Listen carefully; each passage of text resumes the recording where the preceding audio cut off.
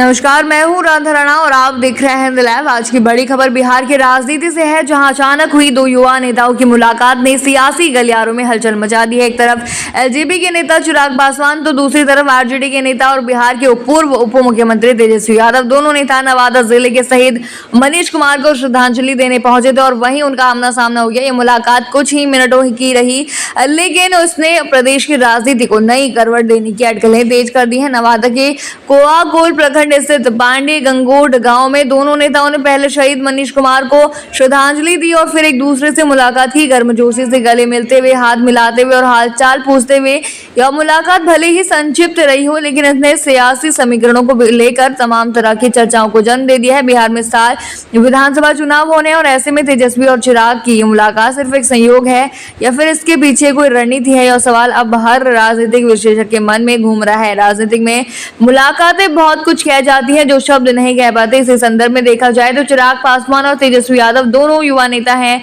दोनों की पार्टियां अपनी अपने तरीके से आगामी चुनाव की तैयारी में जुटी हुई है।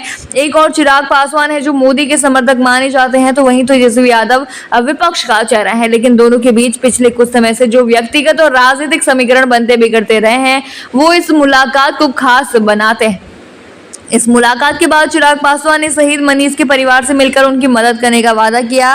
उन्होंने कहा कि मनीष कुमार ने देश के लिए बलिदान दिया है और ऐसे में देशवासियों का दायित्व बनता है कि उनके परिवार को पूरा सहयोग और सम्मान दिया जाए। चिराग की ये बात भावुक कर देने वाली थी, लेकिन राजनीति के नजरिए से देखें तो यही वो क्षण था जहां उन्होंने जनता की भावनाओं को छूने की कोशिश की। वहीं तेजस्वी यादव ने इस मौके पर केंद्र सरकार से मांग की कि अर्धसैनिक बलों के जवानों को भी शहीद का दर्जा मिलना चाहिए। उन्होंने केंद्रीय गृह मंत्री अमित शाह को पत्र लिखकर कहा कि सेना और अर्धसैनिक बल दोनों ही देश की रक्षा में बराबर योगदान देते हैं, लेकिन उनके बलिदान को लेकर मिलने वाले सम्मान और सुविधाओं में भेदभाव क्यों? तेजस्वी ने इसे हटाने की मांग की। तेजस्वी की मांग न सिर्फ राजनीति से जुड़ी थी बल्कि आम जनता की भावनाओं से भी जुड़ी हुई थी। अब इस मुलाकात को लेकर जो चर्चाएं सामने आ रही है वो यही संकेत दे रहे हैं कि क्या बिहार की राजनीति में कोई नई जुगलबंदी बनने वाली है? क्या ये मुलाकात भविष्य में किसी गठबंधन का संकेत है या फिर सिर्फ एक संयोग मात्र? जी हाँ, इस बात का जवाब तो समय देगा, लेकिन इतना तय है कि यह दृश्य बिहार की राजनीति में हलचल मचाने वाला था।